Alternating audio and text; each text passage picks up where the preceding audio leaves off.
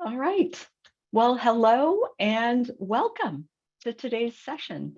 Um, this webinar is titled Net Earnings from Self-Employment and SSDI and Medicare.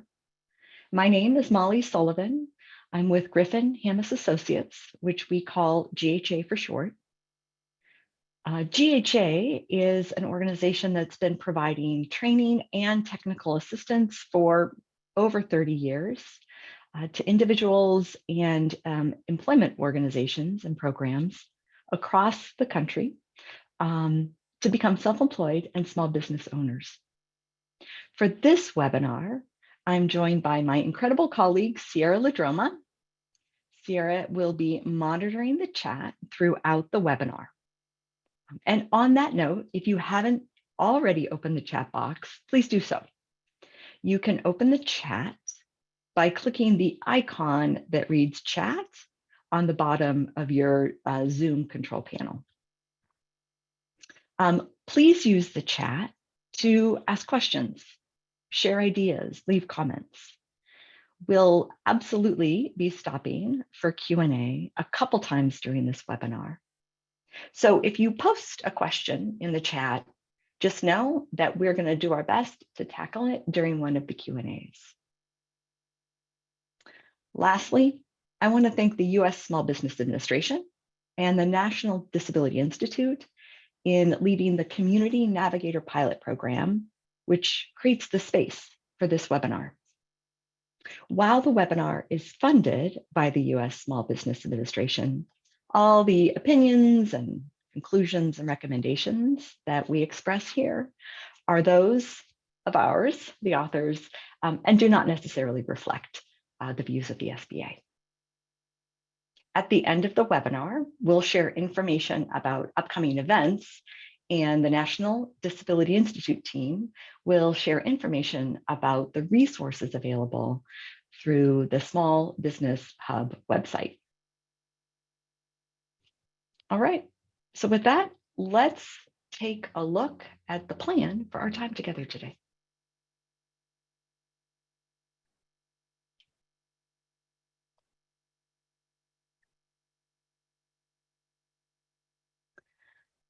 So for today's webinar, we'll explore how self-employment earnings affect SSDI and the Medicare that comes with it.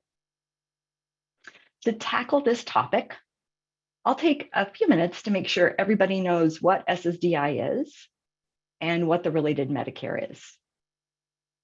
Then we'll look at what self-employment earnings are. Once we've covered those two core topics, we'll bring them together and we'll look at how self-employment earnings affect SSDI. And then we'll look at how self-employment earnings affect the related Medicare. Now, I do want to acknowledge that this is a fairly big agenda. So I'm really going to stay focused on self-employment earnings, SSDI, and the related Medicare. That means we won't be covering supplemental security income during today's webinar, which is the other disability cash benefit Social Security administers, nor will we be covering Medicaid today. But I'd like to take a few minutes and share some ways you can learn about those benefits, as well as learn about more of the topics we're covering today.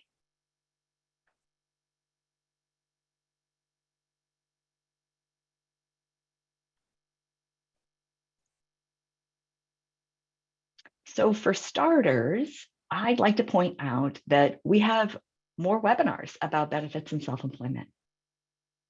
This webinar is actually part of a series that we started last year and that we're finishing up this year. Last year, in 2022, we did 5 webinars on topics related to benefits and self-employment.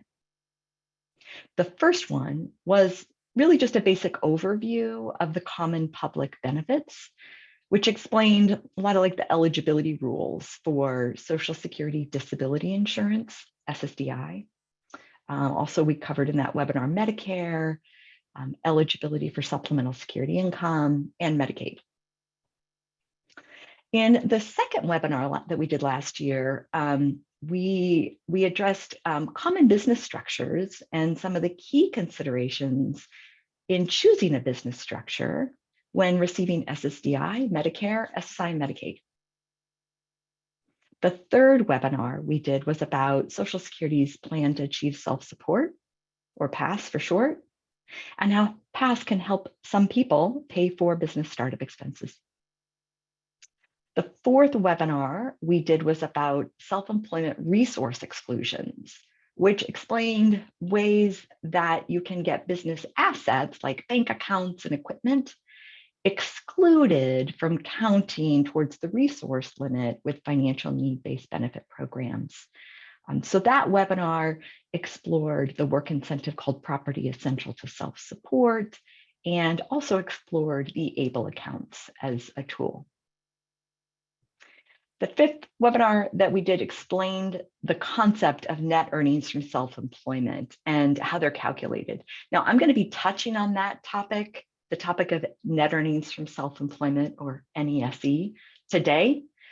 But please know we have an entire webinar that goes into a lot more detail that you're welcome to watch if you'd like to dig in a little bit more on that topic.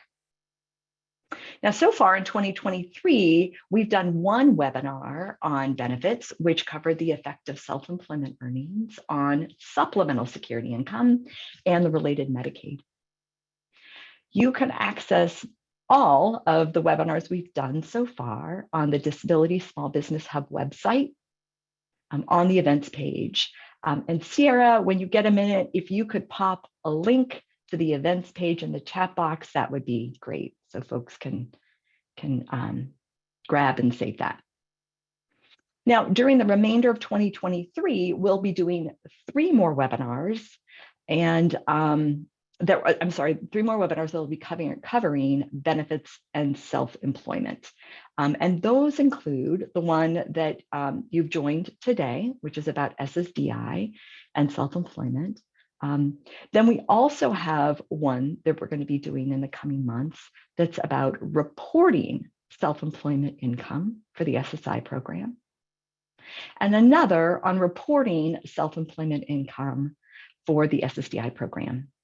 So we've really tried to break these up into sort of bite-sized pieces, if you will, for webinars, since each and every one of these can be a little bit thick in terms of content. So at the end of this webinar, we'll explain how you can subscribe to the National Disability Institute and get email alerts when the remaining webinars for this year are scheduled and open for registration.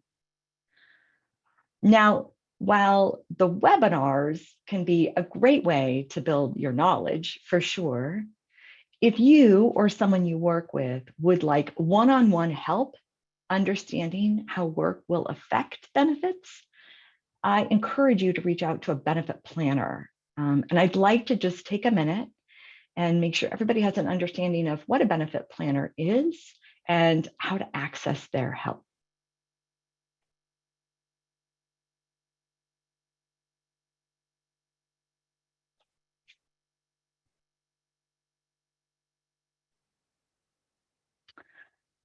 So a benefits planner is a professional that generally works for a nonprofit organization or a state agency, or even some kind of an employment program.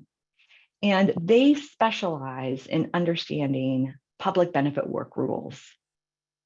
Now, benefit planners have a handful of titles that they could be going by. It could be a community work incentives coordinator.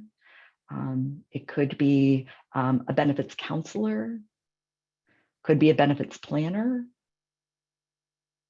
could be a work incentives coordinator. Those are just a few examples. But what's true about all of these titles is that they are really titles for people, professionals, who are providing one-on-one counseling for people with disabilities about potential changes to benefits when working, and how to use the special benefit program work rules to maintain healthcare and other needed benefits. Now, Every state has at least one benefit planning program called a Work Incentives Planning and Assistance Program. And that's often called WIPA, W-I-P-A for short. You can find the WIPA project in your area by using this Find Help feature at choosework.ssa.gov. Or you can find the WIPA project in your area by calling 1-866-968-7842, or using the TTY number, which is 1-866-833-2967. Now, in some states, the State Vocational Rehabilitation Agency also provides benefits planning as a part of their services. So if you or anyone you're working with is receiving services from a state VR agency, be sure to ask the VR counselor for help finding a benefit planner. And another option I'd like to share is potentially contacting your local Center for Independent Living and asking them if they can provide help in finding a benefit planner. If you're not familiar with Centers for Independent Living, they are nonprofits that support people with disabilities in living independently. Now, some CILs, which they're called CILs for short, some of them have benefit planners on staff, while others may not have one on staff, but may be able to help you find a benefit planner in your area. And on this slide, you'll find a link to a national directory of CILs. So, in summary, there are a number of ways beyond this webinar that you can continue building your knowledge about benefits and self-employment.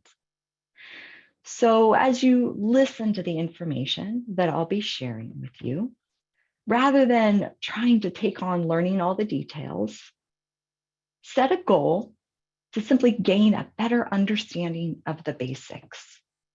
And if you're receiving benefits, get connected with a benefit planner who can provide more in-depth advice and guidance for your situation. All right. With that in mind, with all of that in mind, let's begin building your knowledge about some of these benefits, starting with a brief review of what SSDI is and the related Medicare.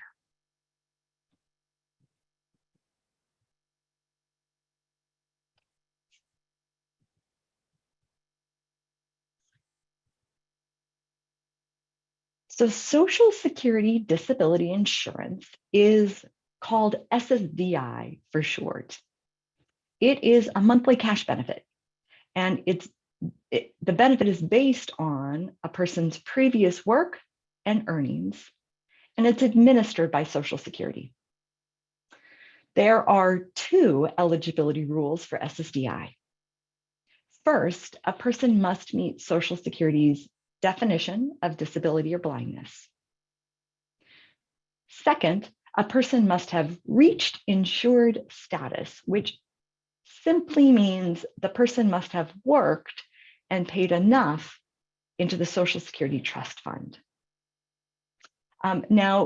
Sierra is going to put a link in the chat box to a Social Security webpage that provides more details on SSDI eligibility, since we're not really going to dig into the details of that here. So for anybody who wants more information about SSDI eligibility, just check out that link that Sierra is going to share with you. Now, if a person is found eligible for SSDI, the benefit amount will be based on the person's lifetime earnings, technically their average lifetime earnings. That means the benefit amount could be $300 per month for one person, and it could be $3,600 per month for another person. The exact amount is based on the person's previous earnings. Now, In 2023, the average SSDI amount, just to give you a sense of what the average benefit amount is, the average benefit amount this year is $1,483 a month. I want to acknowledge that the reality of these benefit programs is that their names can be confusing. A lot of them sound alike. So it's really important for a person who's receiving a benefit from Social Security to confirm which benefit they have before they start gathering information about how the benefit could be affected by work. And that's because each benefit has different work rules. So there are a handful of ways to confirm if a person has SSDI. A few potential ways to do that include the person logging on to their My Social Security account and looking at what benefit they have listed as their type of benefit there. It's also possible for a person to call Social Security, either the local office or the national toll-free number, and ask the operator to confirm which type of benefit.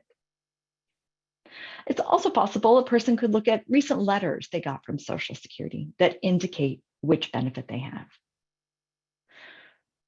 For most people, they may have a preference for how they want to go about confirming that, but it is really important to take that step since there are different cash benefits and they have different work rules. Today, we're going to be talking about the SSDI cash benefit. Okay, let's take a minute and look at how Medicare fits into this picture.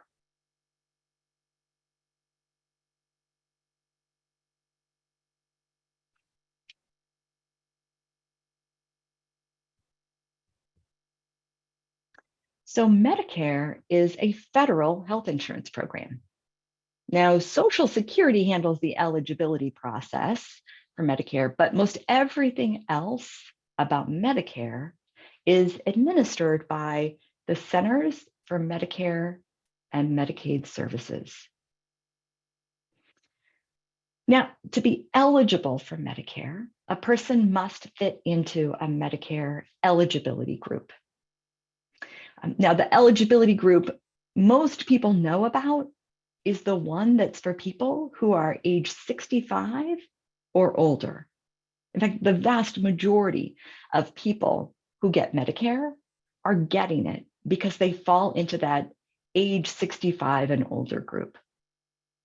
But for our time together today, what I want you to know is that there's a Medicare eligibility group for people who have SSDI. With that eligibility group, people who get SSDI automatically get Medicare after they've completed a 24-month waiting period. If a person stops getting SSDI because of their work, but they still have a disability, they can actually keep that Medicare. Now, we're going to talk more about that important point later in this webinar. But in short, what I want you to know is to get Medicare, you have to fit into a Medicare eligibility group. And people who get SSDI or who stop getting SSDI because of work are two of those Medicare eligibility groups.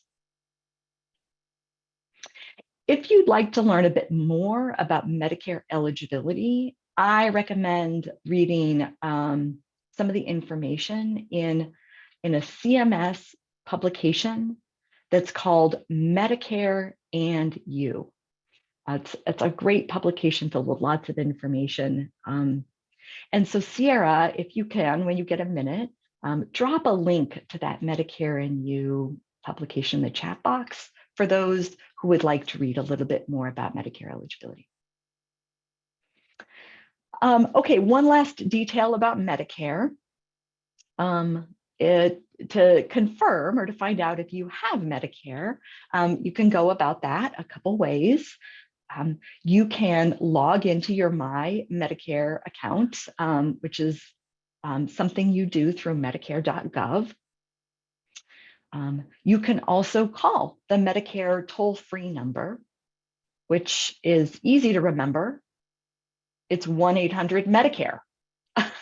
But the actual numbers for it are 1-800-633-4227. And the TTY is 877-486-2048. And Sarah, if you could drop those in the chat box, that'd be great. We are just filling up that chat box for you. Now, I realize that just kind of covering the basics of SSDI and Medicare is in and of itself a good amount of information. So what I'd like to do is look at an example person who's receiving SSDI and Medicare to make sure you feel clear about those two benefits. And then I'll check in for questions.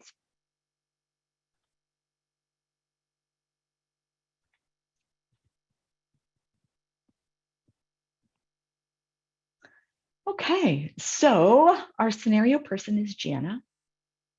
She is 35 years old.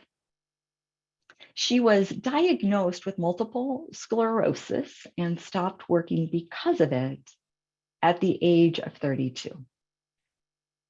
Now, prior to this diagnosis, she had worked as a cashier for about 10 years. Now, Jana was found eligible for SSDI, and she receives $1,050 a month in that cash benefit. So $1,050 is her SSDI amount. So let's just unpack this example. So you can see Jana meets the two basic SSDI eligibility. Because of her MS and the severity of it, she met Social Security's definition of disability. And because she had worked as a cashier for 10 years, she had worked enough to reach insured status. So she met the two criteria to be eligible for SSDI. Now, the SSDI amount that she gets, which is $1,050, is based on her previous earnings. Lastly, the final piece about Jana is that she automatically became eligible for Medicare 24 months after she became entitled to SSDI. Okay, so before I move us onto the topic of self-employment earnings, which is like the second core topic we're going to cover today, I'd like to check in and see if there's any questions folks have about the basics of SSDI and the related Medicare. CR, do you have any questions in the chat box for me? Hi there, this is Sierra speaking. We don't have any questions yet, so keep on. Perfect. Wonderful. Okay. Then I am going to move us on to our second chunk of information. And so this next topic is about net earnings from self-employment. And to get us started on this topic, what I'd actually like to do is just take a minute and look at the broader topic of earnings. And in doing that, what I want to show you is where net earnings from self-employment fit in to that broader topic of earnings.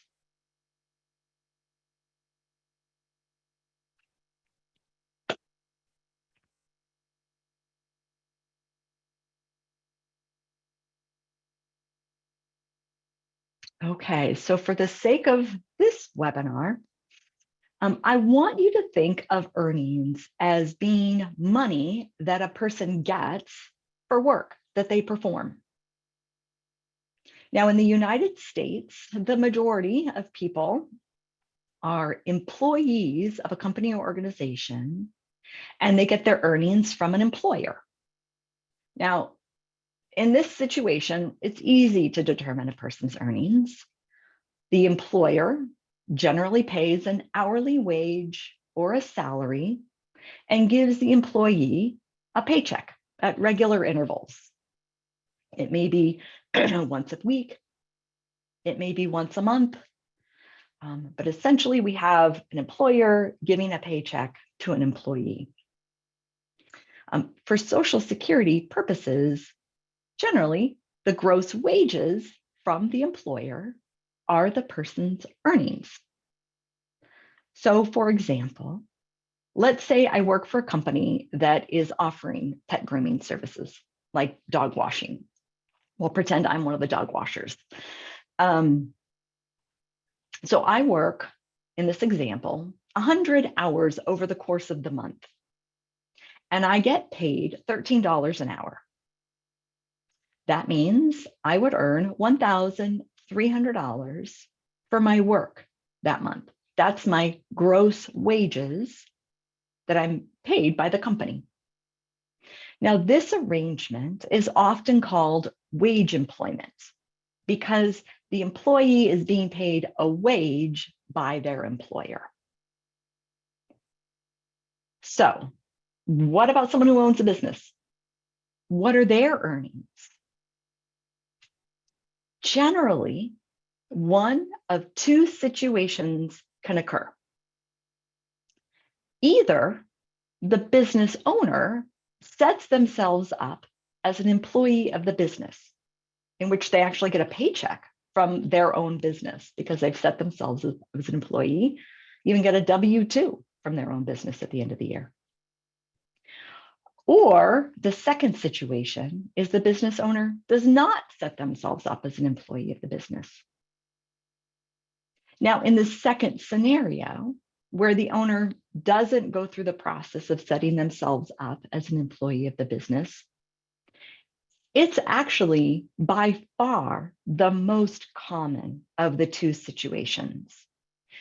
In fact, the Small Business Administration Office of Advocacy reports that 81% of all small business owners do not set themselves up as employees. And often that's because they have very simple businesses and it's more headache than it's worth to do that. Now, with the second situation, where the person is not setting themselves up as an employee, the business owner isn't getting a paycheck from the business. Instead, their net earnings from self-employment work are the earnings. That's what their earnings are. So not only are those their earnings for IRS purposes, but they're also the person's earnings for Social Security purposes. Now, net earnings from self-employment are often called NESE. So you'll hear me use that term because net earnings from self-employment is kind of a long term. So NESE can be quicker to say. Now, considering the vast majority of businesses fall under this second situation, we're going to focus on this particular webinar on how NESE can affect SSDI and Medicare. If you're someone who has set themselves up as an employee of the business, since we can't go into the details of that today during this webinar, I really encourage you to reach out to a benefit planner and talk through your situation with them. Okay, so let's dig into this concept of net earnings from self-employment and look at an example to make sure you have a basic understanding of this concept. And then I'll check in for questions you may have about NESE.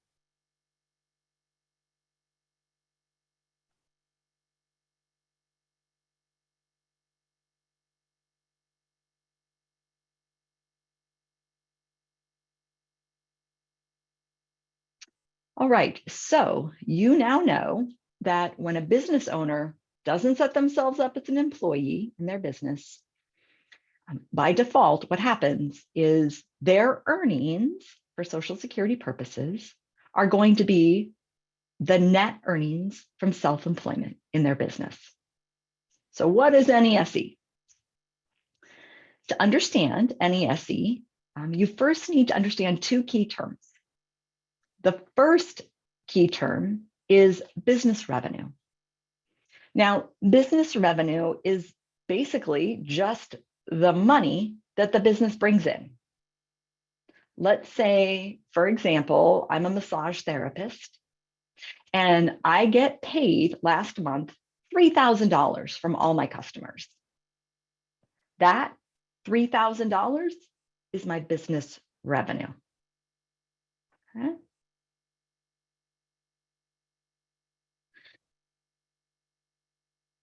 The second key term is business expenses.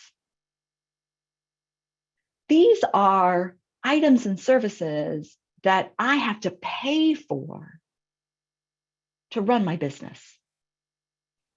So sticking with this massage therapy example, let's say I had $1,000 in expenses that I had to pay for last month. Maybe some rent, I had to pay for some insurance, I had to buy new linens, maybe new lotions, laundry expense. So keeping those terms in mind, let's take a look at the two steps that are involved in calculating NESE.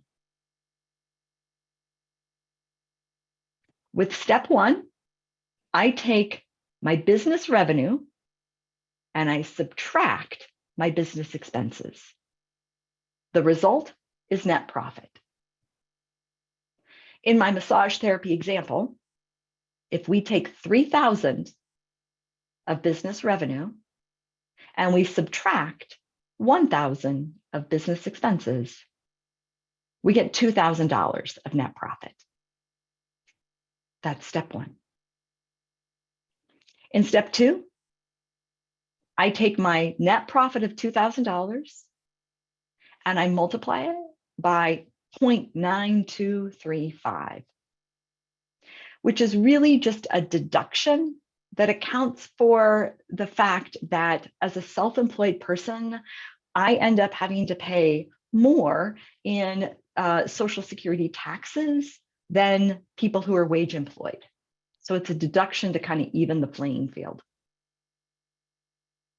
So after applying that 0.9235 deduction, I end up with $1,847 in net earnings from self-employment.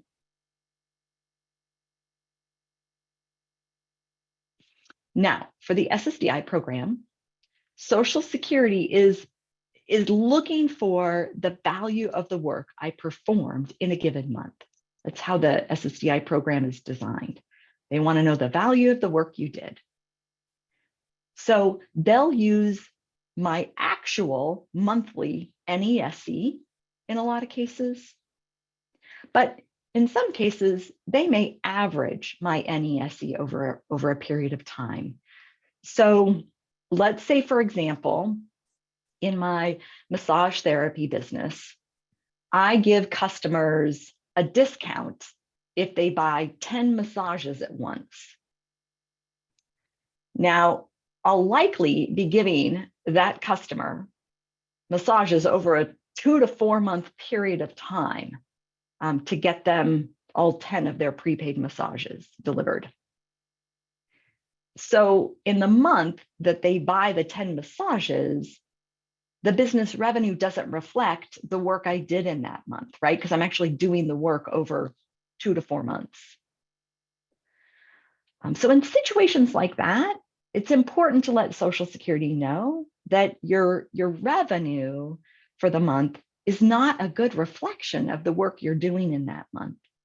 So they can decide if it makes sense to average your NESE over several months, or if it makes sense to just count your actual NESE for that month.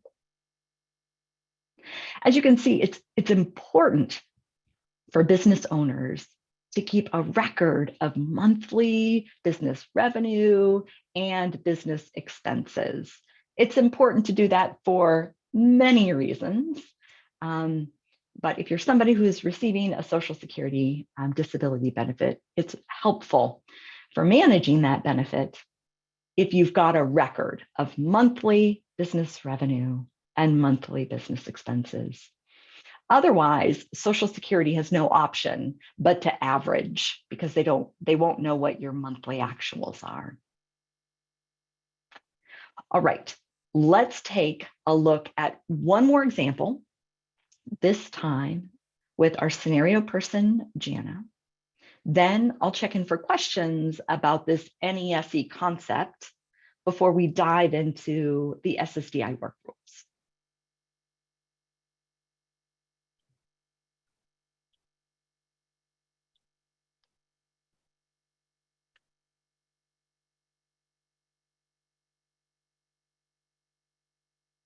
All right, so Jana decides to pursue her passion, which is graphic designing. So she becomes a self-employed graphic designer. Now she charges her customers $75 an hour, and she invoices them monthly for all the work that she did in that month.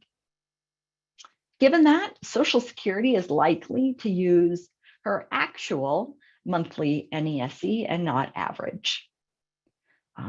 So, assuming that that's how it plays out, from January through June, Jana had 2 customers, and she brought in $2,000 in business revenue each month.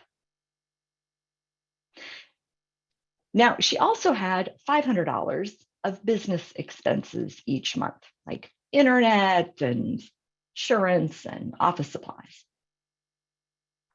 So let's calculate Jana's monthly NESE from January through June.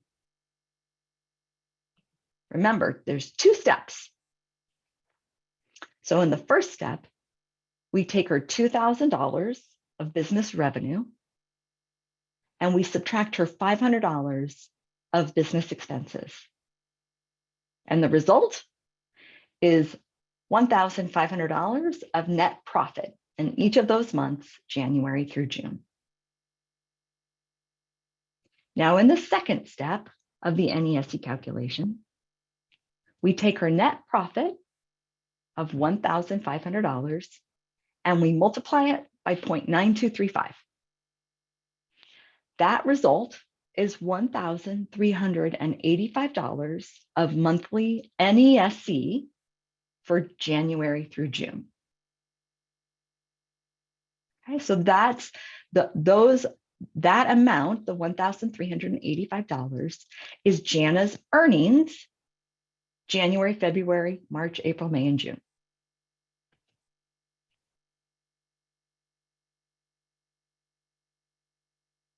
Okay, now business picks up for Jana in July through December, which is great. She makes $3,000 in business revenue in each of those months. And she still has $500 in monthly business expenses. So let's calculate her NESE for the second 6 months of the year. So in step 1, we take her $3,000 of business revenue and we subtract her $500 of business expenses. That gives Jana $2,500 of net profit each month from July through December. Now in step 2, we take $2,500 of net profit and we multiply it by 0.9235. And the result is $2,308 of NESE each month, July through December. All right, that are a few examples of how to calculate NESE. So what I'd love to do is just check in to see if there are any questions about that topic of NESE. And then we'll switch to our third core topic, which is really putting all of these pieces, these 2 pieces together and looking at how NESE affects SSDI Medicare. But first, Sierra, are there any questions in the chat about NESE? Hi there, this is Sierra. Would you be able to spotlight me, Molly? Sure. Let me give that a go. There you go. Perfect, thank you. So we do have some questions, and we will start with, is it important to report NESE every month, even when the net profit stays the same or approximately the same? Great question. I am going to give a short answer because we're going to have an entire webinar about reporting self-employment earnings, which means reporting NESE for SSDI and a separate one for reporting for SSI. In short, what I would say is Social Security doesn't want people who are receiving SSDI or SSI to be reporting NESE monthly. The high level explanation is they want an estimate of what you expect. And then if things change, your estimate changes, you can let them know. But ultimately, they're going to want your tax return at the end, a copy of your business, not personal, your business tax return at the end of the next year, so they can see what your actual NESE ended up being. Yeah, so generally, no, you wouldn't be reporting monthly your NESE. Thank you. Yeah. The next question is NESE affected if someone has an employee or plans to hire? Yeah, it's great. Yes. So let's unpack that. So if you have a business and you have an employee, the money you spend paying that employee is a business expense, right? And remember, business expenses are, we subtract that from business profits, or I'm sorry, from business revenue. So having an employee will lower your net profit. And let me just give an example. So let's take Jana, for example. So Jana has, in the second 6 months of the year, 3,000 in business revenue and 500 in business expenses, which brings her to 2,500 of net profit. Let's say Jana is like, no way can I handle all this. This is way too much work for me. I need help. So I'm going to bring on an employee, or maybe I'm going to have a contractor, but let's just go with an employee. I got to pay that employee. And so let's say Jana pays that employee $1,000 a month. Her expenses just went from $500 a month to $1,500 a month, right? Her expenses just went up because she's got this employee. So now, to figure out her net profit, the first step in the NESE calculation, we take her $3,000 of business revenue, and now we subtract $1,500 of business expenses. So her net profit is only $1,500 when we do that. So it reduces her net profit. That's what happens when you start paying people to help you run your business. It eats up part of your net profit. Kind of how it works. So hopefully that answered the question. Thank you. This is Sierra speaking again. We have just a couple more questions. Great. Will you be addressing the need to estimate NESE for new businesses? That is something we'll tackle when we talk more about reporting to Social Security, because what's true is that when you begin working, what you need to report for SSDI versus SSDI is slightly different. What I can say is that as a general answer, I'm not planning on going, we don't have time to go into that in this particular webinar. But what I would say in general is that it is unbelievably helpful, incredibly helpful for anybody who receives a disability benefit to project what they anticipate their business revenue and business expenses will be in their first year of business. And I fully understand that is very difficult to do. It's important to do that for multiple reasons, not just as being a business startup. And that's just a good thing to do as a part of business planning and starting a business.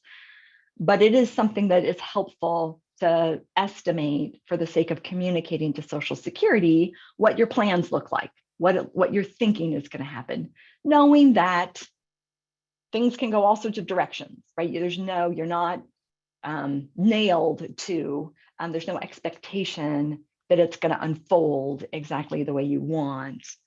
But it's helpful to be able to communicate what you estimate.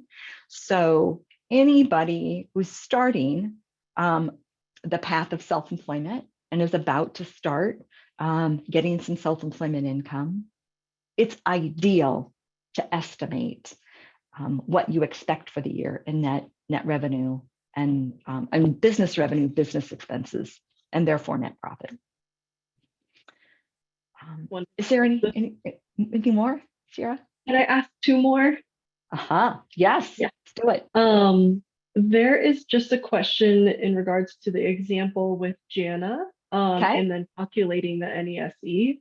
Okay. So if Jana earned $1,500 net profit per month from January through June, wouldn't January through June NESE be $1,500 times 6 months times 0.9235? Oh, I'm sorry. I may have not worded that clearly enough. The numbers on the slide are meant to reflect her monthly, what's happening each month. So what's happening January, February, March, April, May, June. So those, it's just in this simplified, just know this is a simplified example. She's actually, in theory, has the exact same revenue and the exact same expenses each month: January, February, March, April, May, and June. In reality, most businesses don't have the exact same revenue and business expenses. I fully recognize that, but it's just for the sake of giving you a simple example to get things rolling in your brain. So, okay. Is there one more, Sierra?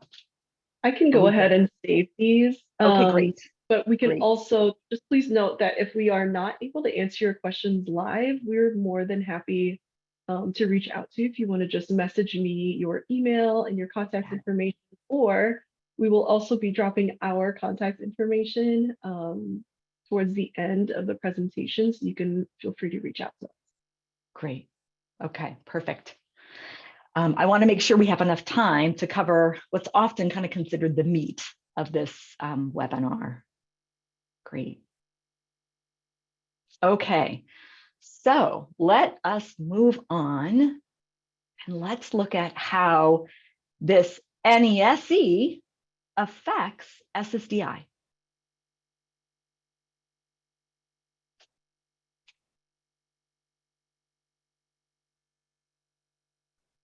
All right, so I'm going to start by giving you sort of some high-level information, and then we're going to dig into some specifics.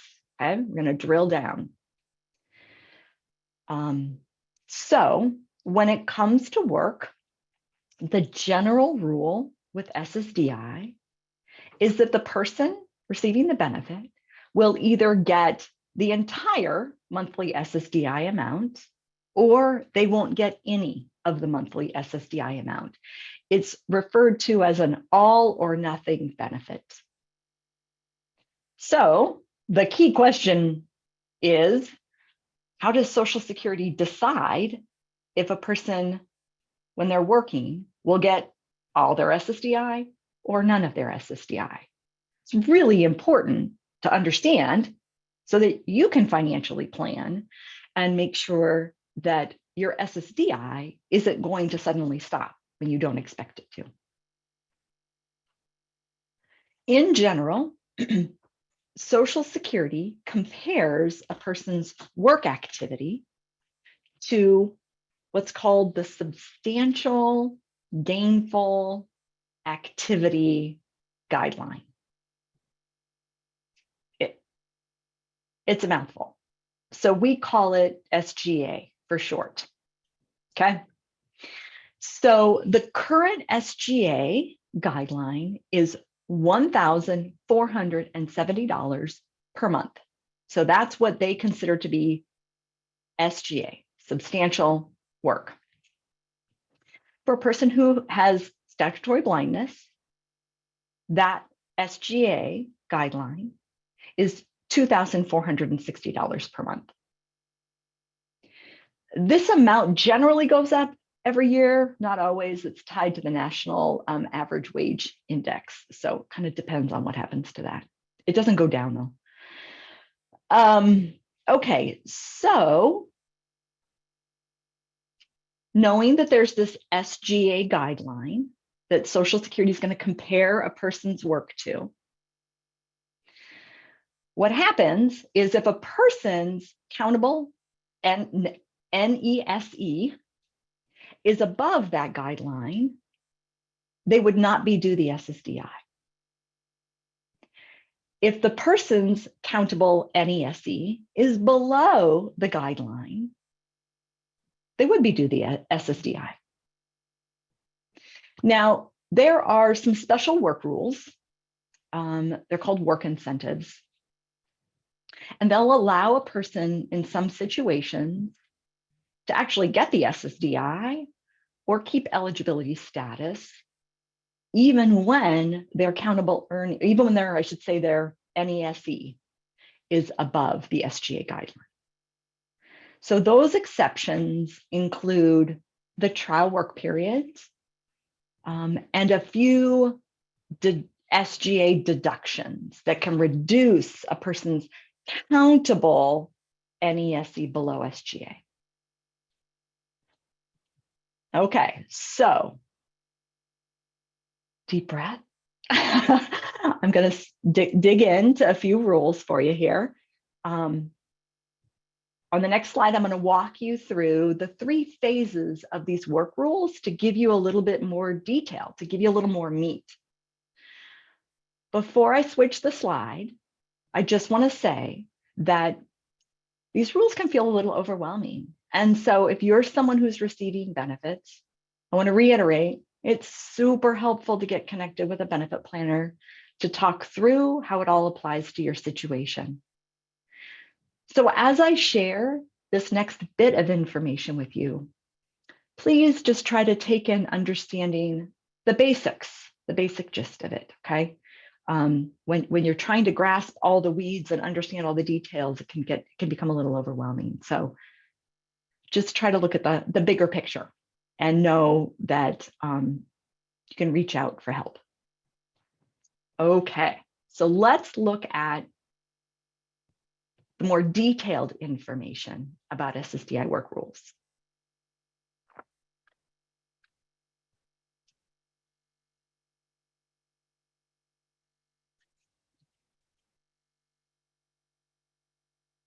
So the first step in understanding the SSDI work incentives is to know that the SSDI benefit has 3 phases of work rules.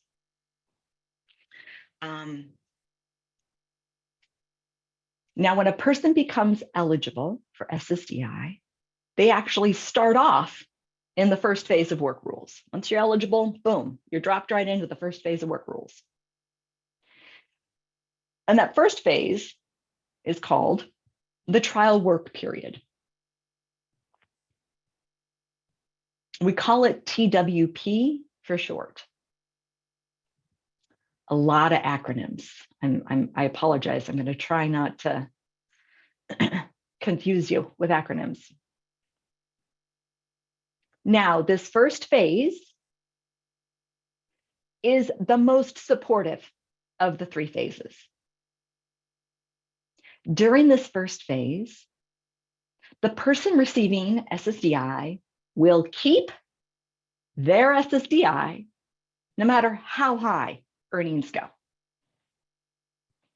So think of it this way. A person could have $10,000 of net earnings from self-employment in a month and still be due their SSDI if they're in the trial work period. What's great about the trial work period is that that SGA limit guideline, it doesn't apply. It doesn't apply during this first phase.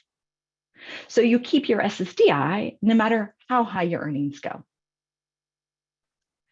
Now, this first phase, it doesn't last forever.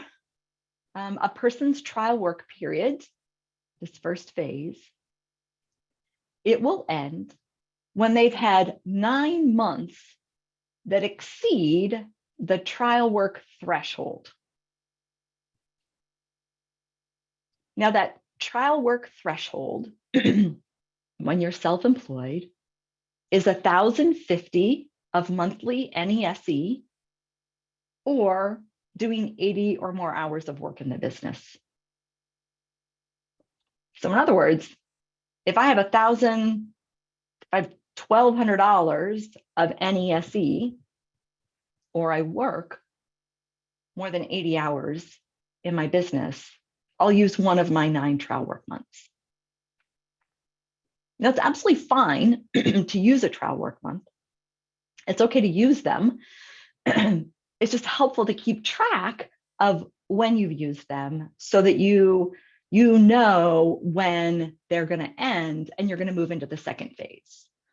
And partly why that's so helpful to keep track of it is that Social Security, the vast majority of the time, is not keeping track of it. They're generally looking back at months or years of work you did and then deciding if you've used trial work months. So to be proactive in managing an SSDI benefit, it's really helpful to track whether you're using your trial work months on your own. Okay, so that's the first phase.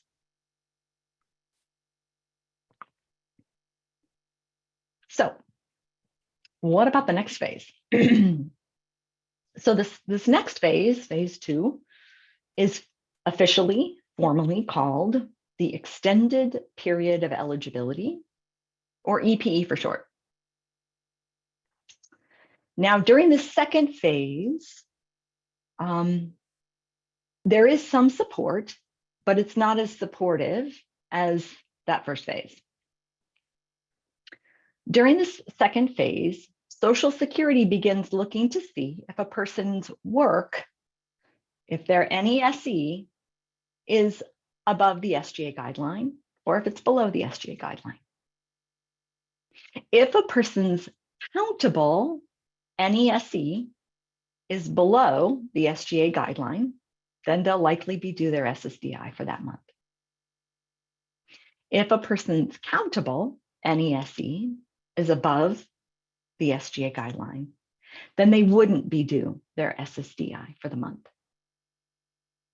What's unique about this second phase and what's supportive about it is that if a person does have NESE above the SGA guideline, their benefit is suspended, but it's not terminated. And what that means is that a person can get the benefit easily restarted if their earnings drop below SGA. So they still have an open claim during this second phase, even when their benefit is suspended because of SGA work. What's important is that a person during this second phase understands that they wouldn't be due their SSDI in months that their NESE is above SGA. So you have to financially plan for that.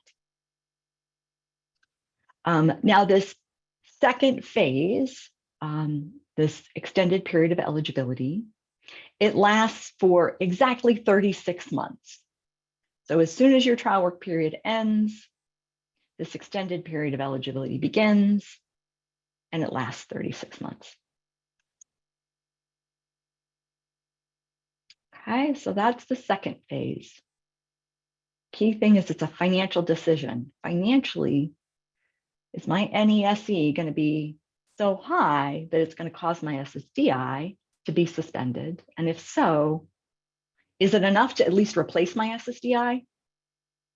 So it's really great to do some financial planning around that. And to do that when you're self-employed, that's another reason it's really helpful to keep first to do monthly, to do estimate of what you expect for income expenses in the first year and even second year. But it's also so helpful to track your actuals each month. Okay, so second phase we just tackled. So let's look at the third phase. And then, so let's look at the third phase, and then I'll share a few more details with you. So in the third phase, which technically it doesn't really have a name, I just call it post-EPE. So in this third phase, Social Security is going to continue looking to see whether the NESE is above or below SGA, the SGA guideline.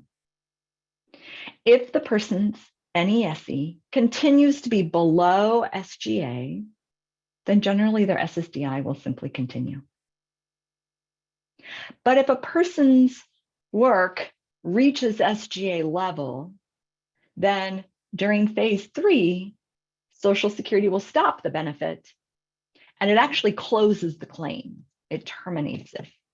So in phase 3, it's really important to make a conscious choice as to whether I am okay with having my earnings not only cause my SSDI to be 0, but for my claim to close.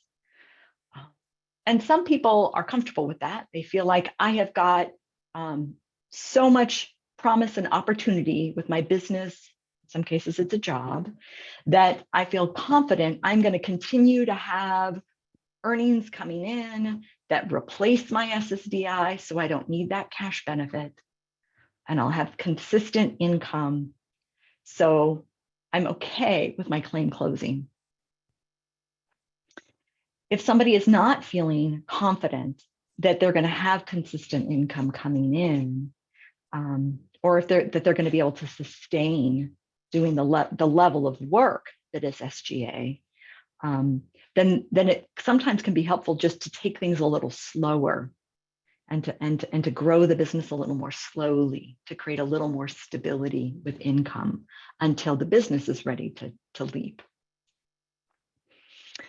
If a person in phase 3 does end up doing SGA level work and their SSDI benefit claim closes, it terminates, it is possible for a person to get that benefit back. It is. Social Security, Congress actually even created a special work incentive called expedited reinstatement that provides sort of a quicker way to get the benefit back than the regular reapplication process. And with expedited reinstatement, a person can receive up to 6 months of provisional benefits while they wait for Social Security to decide if they are eligible. So I realize that this is a lot to take in. So remember, the goal here, not for you to be an expert, but just to begin to build your understanding. So ideally at this point, you recognize that with SSDI, there are 3 phases of work rules. They start off really supportive, and then they get a little less supportive as you move along. And if you're someone who is receiving SSDI and is currently employed, either wage or self-employed, or you plan to start working, I encourage you to use the resources that I shared earlier to find a benefit planner to help you understand what these phases mean for you, and how these rules apply to your situation, given your work goals. All right, I have just a little bit more information that I want to share with you. But let's look at Jana. Let's do one example of Jana and these phases of work rules, and then I'll share a little bit more information about the SGA decision.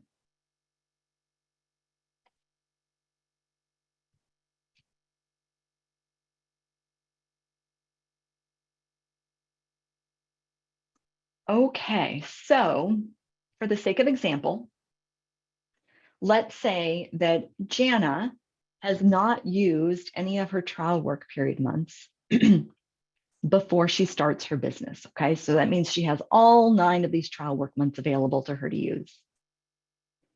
Now, earlier, we calculated that she was going to have $1,385 of NESE each month, January through June.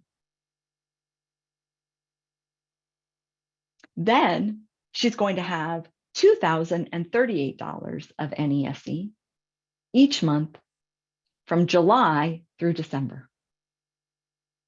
So those earnings are listed in the table on this slide.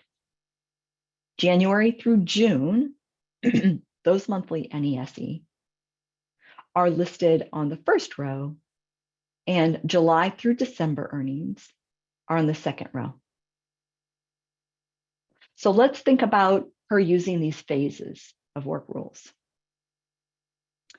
Starting with the first row, when she begins her business, her monthly NESE is going to be above the trial work threshold for this year. And you learned in the previous slide, or the one before that, that $1,050 of NESE in a given month this year would cause her to use a trial work period. So given that January through June, she's got $1,385 of earnings, she's going to use a trial work month in each of those 6 months. Okay. Now there's up to 9 trial work months. So she's got 3 more trial work months available to her when we move into July. Now in July, looking at the second row, you'll see that Jana has $2,308 of NESE. Now that's still over the trial work threshold of $1,050. So she's going to use a trial work month in July, August, and September. In those 3 months, she'll use up her last 3 trial work months. I just want to remind you, in the months that she's using her trial work months, she's receiving her SSDI. That's the cool thing about the trial work period. So she'll have her NESE and her SSDI in all of those first 9 months.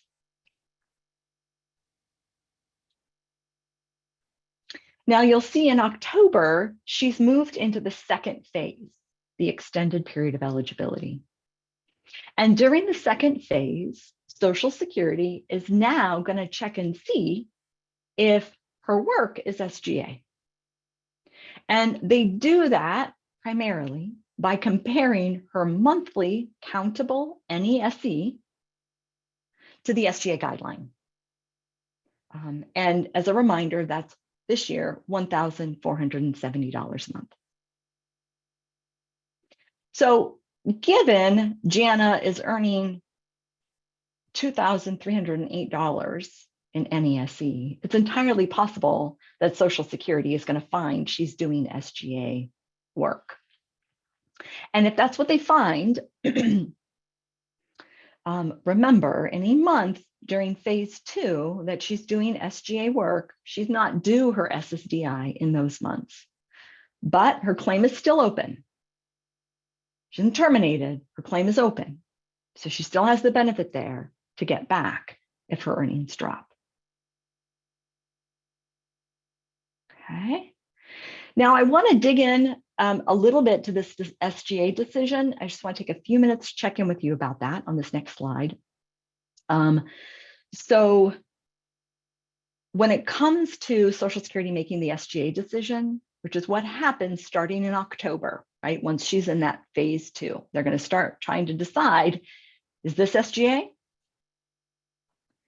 When they do that, they could reduce her countable NESE by using a couple work incentives.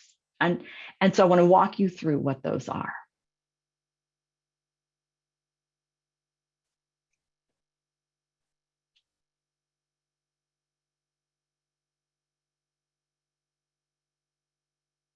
So when it comes to making an SGA decision, Social Security is going to look at a person's countable NESE.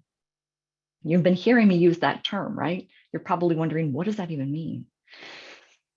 Well, countable NESE is a person's NESE minus 2 deductions. Now, these 2 deductions don't apply to everybody, but if they apply, they could be helpful. So I'd like to make you aware of them. The first deduction is called an impairment-related work expense, or IRWE for short. Now, IRWEs are impairment-related expenses that the person receiving SSDI pays for. The expense comes out of their pocket, not reimbursed, that allows the person to work. Medications are a common example of an IRWE, so the cost of medications. There's others, though, other potential examples. So let's say Jana needs weekly acupuncture to manage her pain so that she can work. She pays $75 per acupuncture session. So over the course of the month, she has $300 she is paying out of her pocket, not reimbursed, that's helping her manage her impairment so she can work. So that could likely be an impairment-related work expense. It could be a deduction to lower her countable NESE. If Social Security agrees, then they would deduct it before they decide if she's doing SGA. The second deduction is called unincurred business expenses. Now, this is a business expense that the person, the business owner, doesn't have to pay for. So let's say, for example, Jana gets $600 a month in free bookkeeping services from her uncle, who's a professional bookkeeper. So that $600 reflects the value of this free service she's getting. Now, she would normally have to pay for a bookkeeper, but she doesn't. She's getting it for free. It's an unincurred business expense. Now, if Social Security agrees that the expense meets the criteria for an unincurred business expense, they would reduce the amount of her countable NESE by $600. So you can see in this example, Jana's countable NESE is $1,408 after deducting the IRWE and the unincurred business expense. And $1,408 is below the current SGA guideline of $1,470. So Social Security would likely find that Jana, with these deductions, is actually not doing SGA, and she would be due her SSDI. So again, these deductions don't apply to everybody, but I'd like to share them because if they do apply, they can be helpful. It's also possible that if the deductions do apply, they may not be a big enough amount to bring countable earnings below SGA. But again, it's just so important that people at least know they exist. So if they're useful, they can be used. Now, the final SGA work incentive I want to share with you is called the grace period. And it's just this one-time sort of work incentive, and it gets used the first time the person does SGA work. So the first time their countable earnings are actually above the SGA guideline. The first time that happens, because of the grace period, the person gets to keep their benefit for 3 months. And once that's used up, it's gone. You don't get it back. Just like the trial work period, actually each of the phases, once you're done with them, you move on. The only way you get any of these work incentive, the phases back, to get any of the phases back, you have to actually, the benefit, the claim has to terminate and close, you have to reapply, and then you start over and you get a new set of phases. The final piece of information I wanted to share is that in some situations, Social Security may compare a person's work activity to others to determine if the work is SGA. They always begin with looking at NESE and countable NESE. But in some situations, for example, if a person's used up their grace period, they will look at, kind of compare to see if a person's work is comparable to someone who's not doing SGA level work. Okay, so you can find an explanation of all these work incentives, these work rules in a Social Security publication. And I encourage you to take a look at it if you're wanting to know more about these work rules and build your knowledge. The publication that Social Security has is called the Social Security Red Book. And it's got a description of all the work incentives and the work rules I've shared with you here. Thanks, Sierra, for putting that in the chat box for folks. Now, I know that this is a lot of information and that the goal here is not for you to be an expert. Idea is just to get you the gist of things, and really to ideally you get connected with a benefit planner to help you think through your specific situation.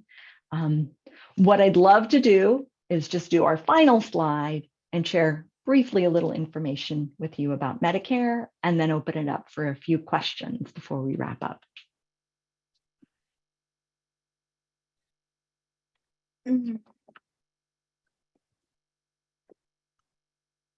Okay, I have some good news. This is the easiest information in the world for me to share and for you to learn. So let me give you a little context first. So since our focus is about Medicare for this webinar, for people with disabilities, I'm just going to address how work affects people who get Medicare based on their entitlement to SSDI. Now, I'm happy to report that the general work rule is simple and straightforward. Woohoo! This point in the game, we need that. So a person who gets Medicare based on SSDI will continue to have Medicare as long as they continue to meet Social Security's requirement for having a disability. That means that even if a person earns so much that their SSDI stops, they can continue to get Medicare as long as they haven't medically improved, as long as the person continues to have a disability. Now, there's actually two work incentives that make this possible. The first is called continuation of Medicare coverage. It lasts at least 93 months from the end of the trial work period. And when that's all used up, a second Medicare work incentive can kick in called Medicare for people with disabilities who work. And that has no time limit. So when you put those two together, if a person earns so much, they're no longer getting their SSDI, they can continue to keep Medicare as long as they continue to have a disability.